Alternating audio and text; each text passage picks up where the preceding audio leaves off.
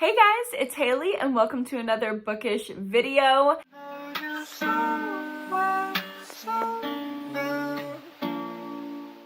Today I've got some more of my top 12 book recommendations for you, and today's going to be all about revenge. One thing about me is I love a good little revenge story, and I have my top dozen favorite revenge books to share with you. They are pretty much all thriller and horror books. Some are more intense, some are lighter. I will give you all the tea, but these are the 12 best books that involve revenge that I have read, and I have read hundreds and hundreds of books. I would almost venture to say thousands of books. So you're getting the best of the best here. And if you're thinking, she looks exactly like when I last saw her in her wrap-up a few days ago. That's because I just filmed my wrap-up.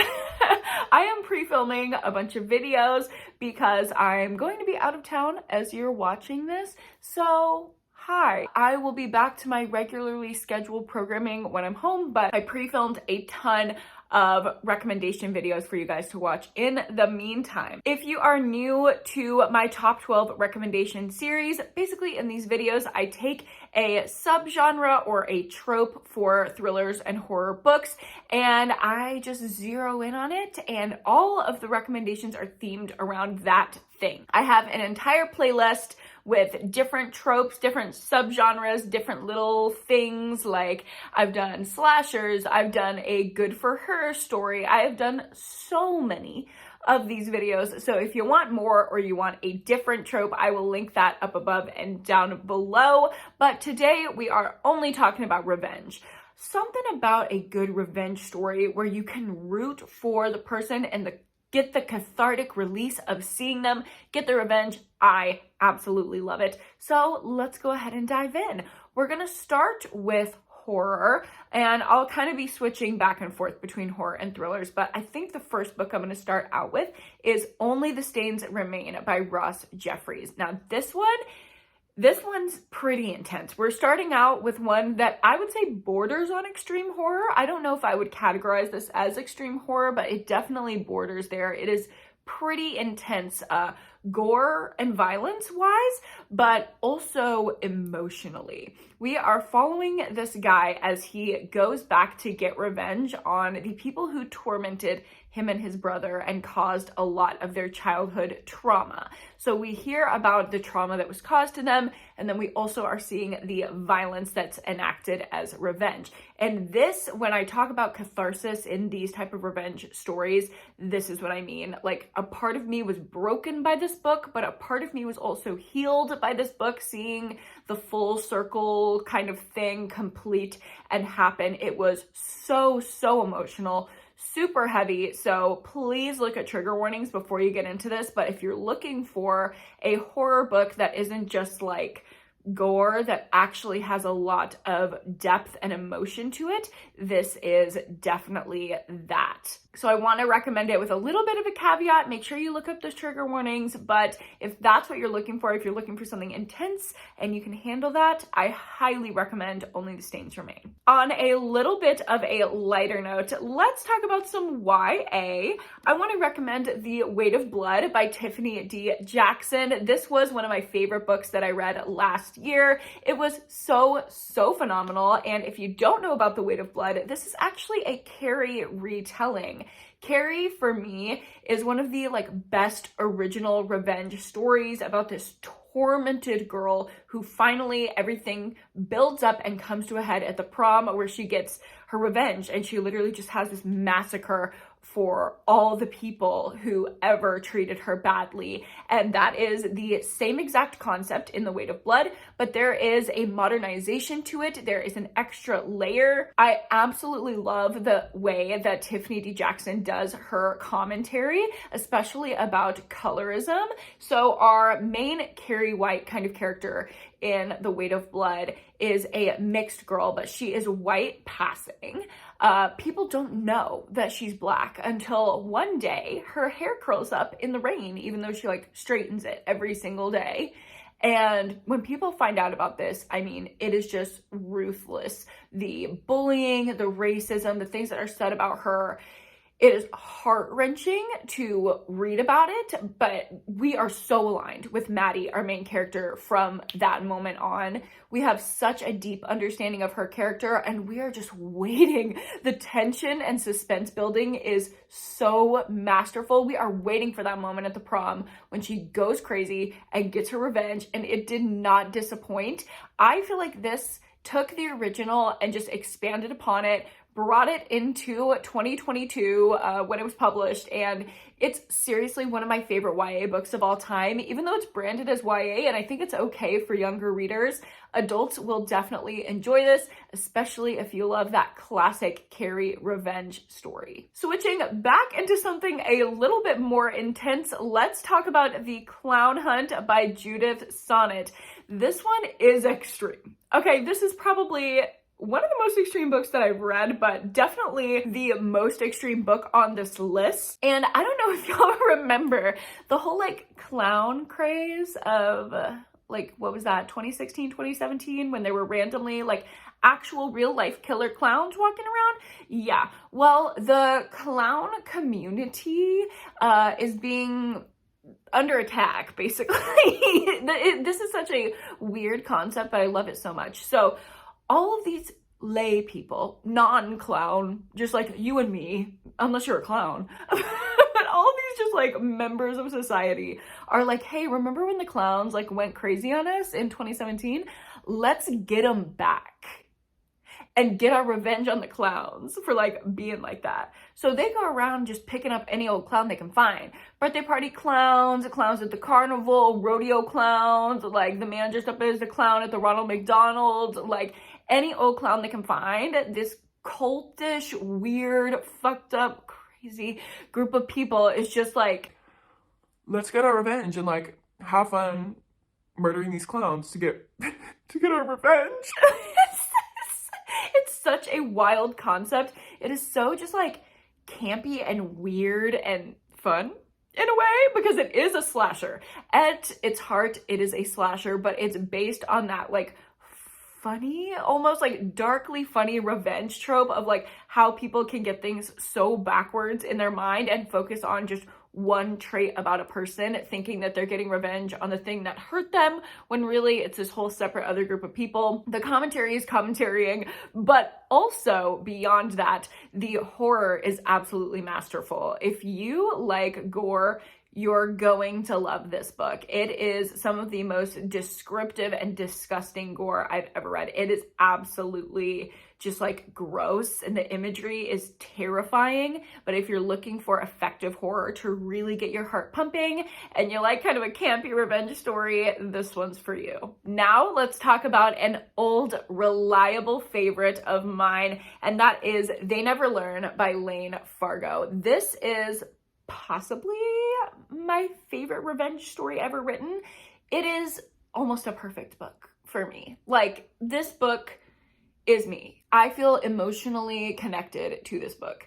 They Never Learn follows a professor, and she just like has her little eye out for all of the men around campus who wrong women, whether it's students, other female professors, any misogyny that takes place that's just a little unjust, that goes unchecked, our main character takes care of by exacting revenge on these backwards men. And she basically kills them, and she's getting away with it. And we follow her, a female queer serial killer. The chaotic bisexual energy is at a 10 in this one, and there are twists and turns, and there are emotions, and there is just like cathartic female rage, everything about it. This is the best revenge story I could imagine. It's also set in a dark academia setting because our main character is a professor. So that is very fall time, very fun to read from that setting. So, I mean, this is just perfect for me. Dark academia, queer, female rage, feminism, gore, serial killer. What more do you need? Next up, I want to talk about another kind of kooky one, and that is the Mindfuck series by S.T. Abbey. I know everyone and their mother has been recommending this series. I call it a series. They're 500-page long novellas, so it's really like just one big 500-page book, but in these little chunks of novellas, really digestible and really, really easy to read and get through. They're just like so fast paced, reading them back to back. And the Mindfuck series is all about our main character who had this huge trauma happen to her when she was younger. And now, as an adult, she is going through and exacting her revenge by picking off one by one all the people who hurt her. The entire book is based around this revenge, but there's a subplot. She ends up dating the FBI officer man who is trying to catch her. Obviously, he doesn't know he's trying to catch his girlfriend. He's just like out here looking for a serial killer, not knowing that it's the girl that he is sleeping next to every night. So it adds this just like juicy, campy element to the story. It goes off, it goes crazy, there's gore. It's kind of giving I Spit on Your Grave.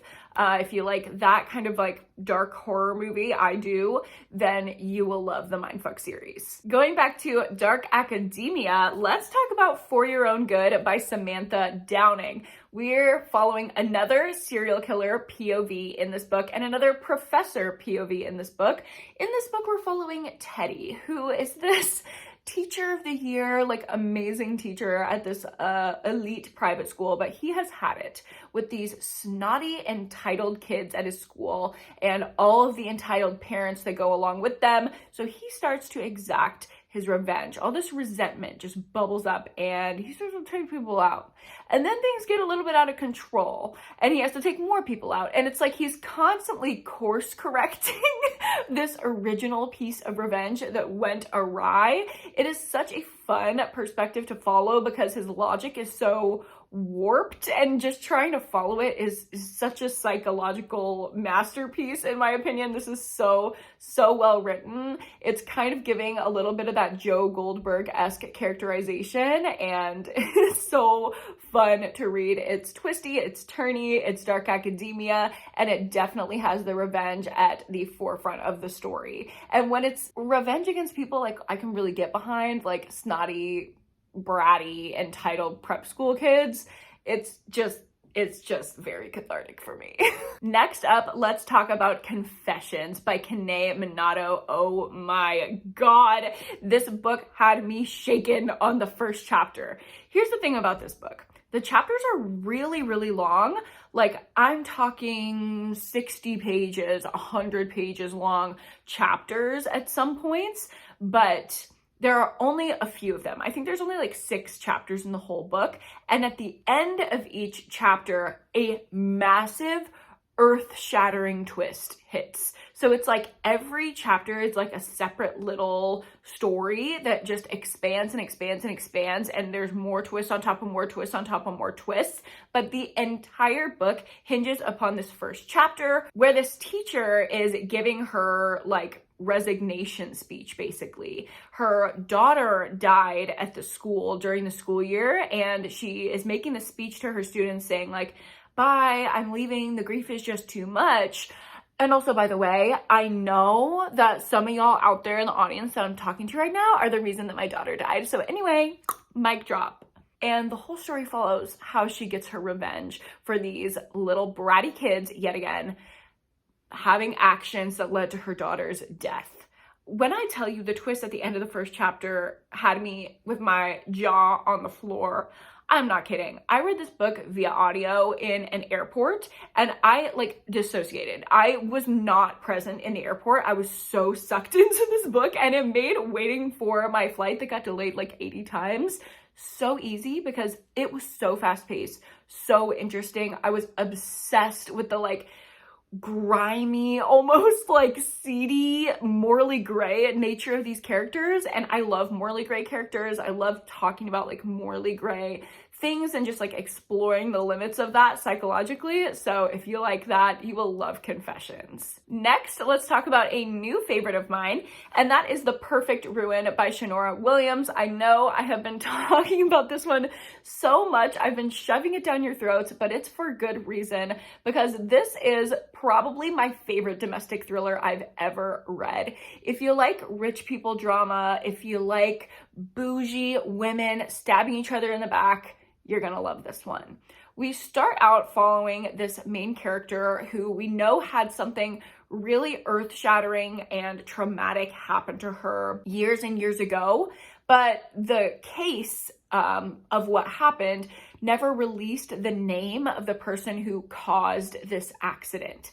Well, she ends up finding out the name of this woman who caused her entire life to basically go up in flames. And once she learns her name, she starts exacting this crazy, massive, over-the-top revenge plan of how she's going to ruin this girl's life and execute it perfectly. Hence the perfect ruin. And she starts weaseling her way into this rich, amazing, like billionaire, charitable, beautiful woman's life just to try to bring her down. And this woman has no idea that she is the woman who she ruined her life. There's so much secrets, there's so much juiciness, there's so much drama. Once you think the twists are gonna stop, they just keep coming. It's so easy to read, so fast-paced. It sucks you in immediately. I did not want to put this one down, and it has such good beachy pool vibes. It's set in Miami, so if you're looking for a pool book and you like revenge, this is the one. Next up, I want to recommend True Crime by Samantha Kolesnik. I read this one on KU, so it's available on KU if you have that. And it is a pretty short horror novella, but it packs a punch in not a lot of pages. In this novella, we are following a girl and her brother who are in this really abusive home situation, and the resentment and the trauma just builds up to a point where they have to get it out. They have to exact their revenge. And so first they start by exacting the revenge on the people around them that are actively creating this harmful environment, but then it goes beyond that. And the revenge builds and builds and builds, and they go on this massive killing spree where the trauma that they've experienced just explodes out onto the world around them, and things go off the rails. I don't want to spoil anything, but this one goes absolutely insane. The main female character has such a depth of just like psychopathy due to the trauma that she's experienced. It's like blunted her empathy, and it's so interesting. Like, it's fascinating, but it's also heartbreaking. It's so emotionally nuanced and in-depth. I'm amazed by the character development in this book. I wish that the gore went a little bit farther in this one. I feel like it's not as gory as definitely something like The Clown Hunt, but not even as gory as like Only the Stains Remain. So if you're looking for something not as gory, just more emotionally intense, this is a good one for that. But it's a really, really great revenge story and shows how revenge can kind of get off the rails and off of its original goal very, very quickly. Next up, I have The Only Good Indians by Stephen Graham Jones. And this is not your typical revenge story. I would put this more in the category of almost like nature's revenge or something like that, because we're not following a human getting their revenge. We are following a group of humans who did something that they were not supposed to do. They hunted an elk out of season, and now they're being stalked, haunted, maybe killed, massacred by this elk. Or are they? It's a very weird, kind of trippy horror, but it's in a digestible format of a slasher, so it's a little bit easier to conceptualize. But it's basically this elk, or spirit of this elk, or the manifestation of this elk, however you want to see it, exacting its revenge on these men who had no regard for her life and her boundaries of the season that she was allowed to be hunted in. So there's a lot of culture in here, rich culture, as we follow these American Indian men. I would have said Native American, but literally it says American Indian on the back of the book, so that's the term that I'm going to use. And Stephen Graham Jones is an Indigenous person himself, so it's really rich with culture, especially in regards to like nature and the respect for animals. There are different like traditions in here. It's just a very nuanced, layered plot, and it doesn't go as like off the rails and kind of confusing into the territory that sometimes Stephen Graham Jones goes into, where it goes over my head. This one is much more digestible, and I love this play on revenge, like the nature's revenge, they were here before us kind of feeling. I love it. Next up, let's talk about Ring Shout by P. Deli Clark. I have this one on audio, so I don't have the physical book here, but the author's name will be on the screen. This one is another kind of weird one, which is why I saved it for the end, because this one is a very specific audience. I had avoided this book for the longest time because I heard that it was like fantasy, had like fantasy elements in it, and it kind of does, but it kind of doesn't. I would call it more like steampunk, not really sci-fi, just like not even fantastical, just like slightly off from our universe. Steampunk magical realism-ish. Steampunk historical magical realism? There's really no way to categorize this book, and that's part of the reason why I love it, is because it's so unique. And basically we're following this group of badass Black women that are taking out these monsters who are basically KKK members. But there are like KKK members, and then there are Kluxes, which are like these monsters, and they're obviously evil, like harming people of color. So these Black women are like, hell no, we're gonna get our revenge, we're gonna hunt you down and kill you. And we follow them as they do that, and it's kind of giving, like, in a way, like Sanderson sisters. They all have these very distinct, fun personalities, and we see the way that this like group dynamic forms. And then of course we're following the revenge story. I can imagine that it would be very cathartic if you're a person of color to read this, like reclaiming moment of this period of time, because it takes place in like what feels like a historical time, but it's also very like futuristic because there's like cyborg elements and stuff like that. It's very weird, but it's very cool, and the writing is absolutely gorgeous. So well done. So I highly recommend it if you feel like that would be in your comfort zone, but even if it's not, I would encourage you to pick it up. The audio is really, really great. And the last recommendation that I have for you all is Razor Blade Tears by S.A. Cosby. I feel like this is the blueprint for a revenge thriller. It is just phenomenal. One of my favorite books that I read last year. What more can I say? It's perfect. It's a perfect book. It's about a dad of a Black guy and a dad of a white guy, and those two guys were in a relationship together. They were life partners, and unfortunately they were murdered because of homophobia that exists. Queer people die every day because of this, and the dads were not necessarily in the best places with their relationships with their sons, but once they pass away or were murdered, they band together, overcome their homophobia and differences, and are like, let's go. Let's figure out what actually happened to our sons, what they were mixed up in, and along the way, they learn a lot more about themselves, about each other, about the way that they interact in the world, about queer people. Like, there is so much commentary in here, but it does not overshadow the action-packed, fast-paced plot. It is so fast-moving, like breakneck speed. I read this in the middle of the night during a 24-hour readathon, and this is the only thing that kept me going during that readathon because I could not put it down. It was phenomenal. And S.A. Cosby is just like one of my favorite authors right now. I'm obsessed with the way that he writes his stories. It plays out like an action movie.